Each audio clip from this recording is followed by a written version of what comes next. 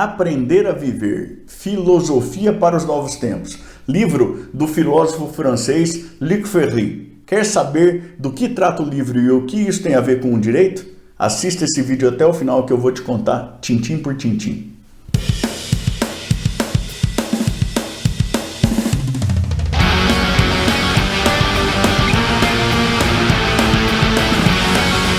Eu sou o professor Thiago Caversan e compartilho semanalmente, aqui mesmo no canal, vídeos relacionados principalmente à teoria e à prática do direito, a partir já de vários anos de experiência como advogado e também como professor universitário. Se você gosta desse tipo de conteúdo, inscreva-se aqui embaixo, também clique no sininho, até para ficar sempre a par das novidades que nós trazemos para cá. Hoje eu quero conversar com você a respeito de um livro interessantíssimo do filósofo francês Luc Ferry. O Luc Ferry, que muita gente chama de Luc Ferry, né? Mas ele é francês, a pronúncia é Luc Ferry. Ele nasceu no interior da França, é um filósofo que foi professor lá também e tudo, um palestrante e tal, e ele foi ministro da Educação por lá uns 2 anos, do governo do Nicolas Sarkozy. Então ele tem uma trajetória bastante interessante. E a proposta deste livro aqui, né, Aprender a Viver, eu vou até te confessar desde logo que, filosoficamente falando, assim, eu acho os títulos dos livros do Luc Ferry, na maior parte das vezes, meio... tem lá Do Amor, Revolução do Amor. Tem gente que lê só título que acha que é um filósofo emo, ou que é coisa de autoajuda e tudo mais.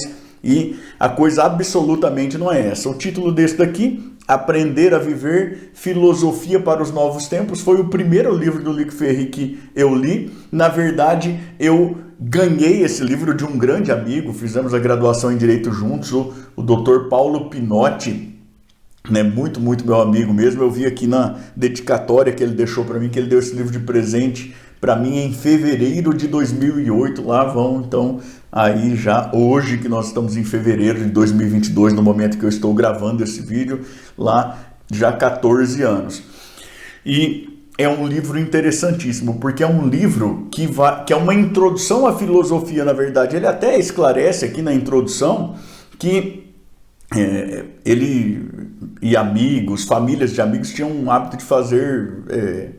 viagens para acampamento e tal, mais ou menos isso, em conjuntos de famílias. E como ele era um professor de filosofia, que as pessoas começaram a pedir para ele conversar sobre filosofia com a molecada em torno da fogueira e tudo mais. E que então, a partir disso que acabou surgindo esse livro. Para que serve? O que é a filosofia? Para que serve a filosofia? E como que isso foi acontecendo ao longo da história?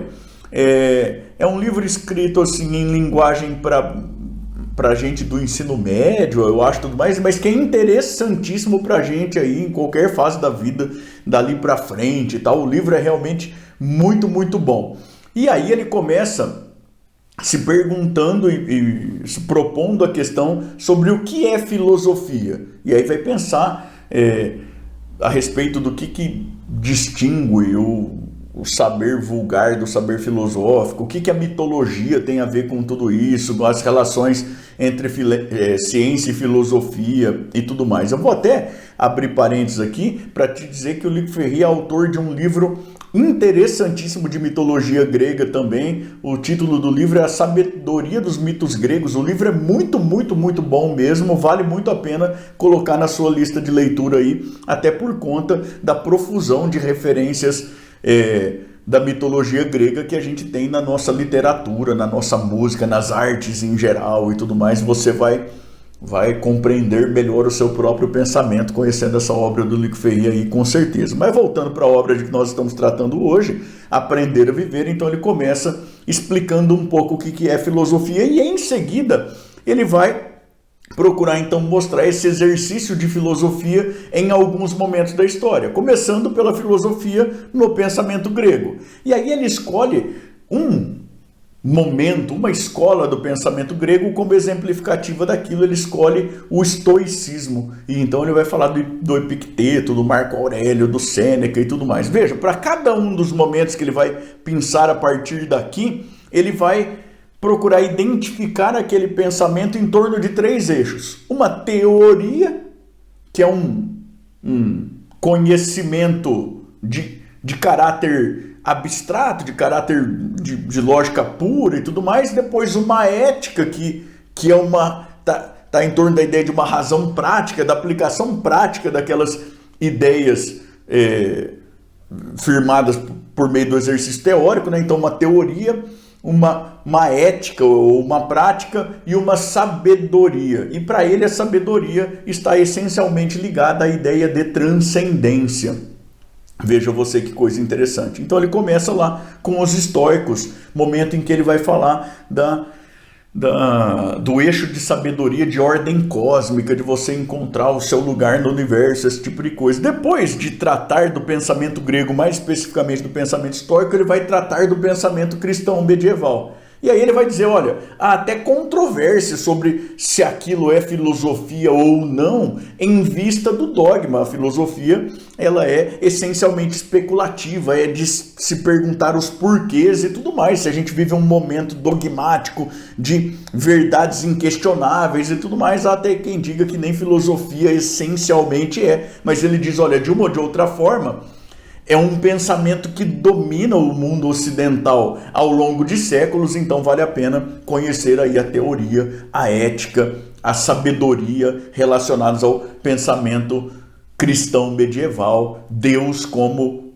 parâmetro de sabedoria, como parâmetro do que é certo, do que é errado para a ética também e tudo mais, os mandamentos divinos e tal. E depois do pensamento cristão medieval, um momento de renascimento, um momento de humanismo, em que o ser humano, um ser humano sem rosto, um ser humano abstrato, vira aí esse parâmetro de desenvolvimento teórico, ético e de sabedoria também. E aí o Luc Ferry vai dizer que a gente chega a um momento como o Nietzsche, um momento de pós-modernidade, de rompimento de paradigmas e tudo mais, e que nós ficamos carentes de um parâmetro de sabedoria. Depois ele vai falar de uma filosofia contemporânea que abarca uma série de coisas e tudo mais. Bem rapidamente no final ele vai falar da ideia do amor.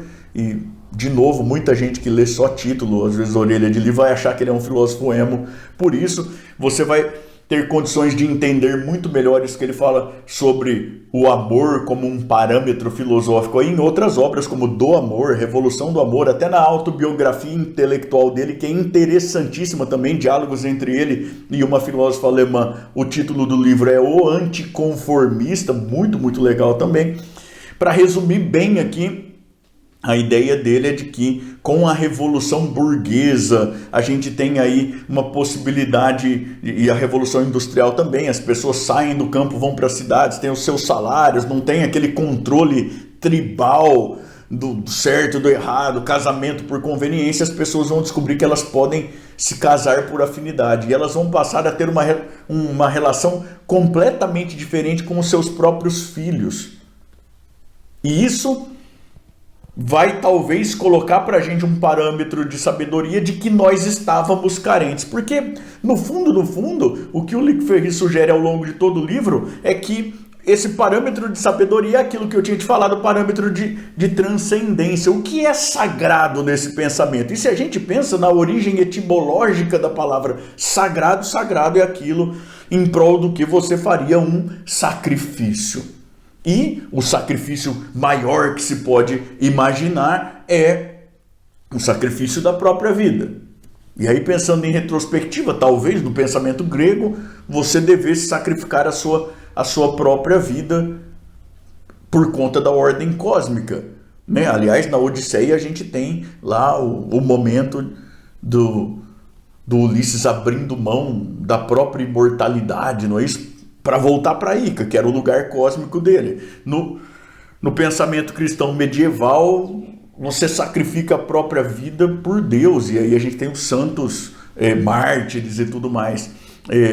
No momento humanista, a sabedoria diz que o parâmetro de sacrifício da vida é a humanidade. No momento pós-moderno, a gente talvez fique carente disso, que o Luc Ferry vai dizer, olha, se você perguntar para uma pessoa média, aí ela morreria sem grandes problemas pelos próprios filhos. E isso talvez sugira que a gente tenha um novo parâmetro para pensar, um novo parâmetro de sabedoria para pensar um novo momento teórico e ético, aí isso seja talvez essencialmente um segundo humanismo que não se confundiria com o primeiro, porque o primeiro levou aí a alguns absurdos que levaram a um certo desencanto também, como nacionalismo, colonialismo, esse tipo de coisa, tá certo? A obra dele é muito, muito, muito interessante. Eu te sugiro fortemente começar por esse livro aqui, que é justamente o Aprender a Viver, Filosofia para os Novos Tempos. Professor, você falou que ia conversar com a gente sobre o que isso tudo tem a ver com direito. Eu acabei me empolgando tanto ao longo do vídeo que, para te falar bem a verdade, eu tinha até esquecido. Mas veja, é extremamente importante para o direito que nós dialoguemos bem com esses saberes primos ou irmãos, né? Quem faz direito não pode decorar só o que é o direito positivado, só o que está na lei. A gente precisa entender por que as coisas são como são. E a filosofia é essencialmente essa arte de se perguntar por quê. Então, alguém que estuda direito com um nível mínimo aí de profundidade precisa estudar também filosofia. Precisa estudar noções de economia política, noções de ciência política também e tudo mais, porque senão muda a lei e o cara não sabe mais nada, né? Então o direito é o direito legislado. Eu, que sou de raiz kelseniana, acho que isso tem uma importância enorme, mas é claro que o Kelsen também estudava muito filosofia e tudo mais, a gente não pode ser inocente, cândido a ponto de achar que porque está legislado é bom em um sentido transcendental. E aí, então, o estudo da filosofia é fundamental para a gente se localizar nesse mundo complexo e confuso no qual nós vivemos. E é claro que nada melhor do que ler os originais. É muito interessante que você leia lá dos estoicos, por exemplo, as meditações do Marco Aurélio e tudo mais, mas às vezes você, começando a ler aí os clássicos no original, às vezes você fica mais perdido do que qualquer outra coisa. Esse tipo de coletânea aqui, de momentos, com explicação, menção aos pensadores e tudo mais, pode ser um guia introdutório muito interessante, ou então depois que você leu um tanto de coisa lá, encontrar esse tipo de obra para reorganizar aí o seu pensamento, a sua localização, para ter condições de uma reflexão crítica e tudo mais, é muito, muito interessante, principalmente quando feito aí por um professor experimentado e reconhecido da área da filosofia. Eu recomendo então fortemente Aprender a Viver, Filosofia para os Novos Tempos. É um livro muito interessante, com certeza vai contribuir muito aí para a sua formação, para a sua reflexão. Eu queria te convidar a contar para mim aqui embaixo, por favor, de onde é que você me assiste e o que é que você faz, até para a gente tentar, na medida do possível, dialogar um pouco, tá bom? Também queria te convidar a continuar navegando aqui pelo canal, especialmente a partir deste vídeo aqui, em que eu falo sobre uma obra muito legal do Hans Kelsen, O Problema da Justiça. E também queria te pedir, por favor, de novo, para se inscrever no canal, para clicar no sininho, para dar o seu joinha, para compartilhar o vídeo aí com outras pessoas, para que ele possa ser eventualmente interessante, tá bom? Muito obrigado, até mais, tchau, tchau!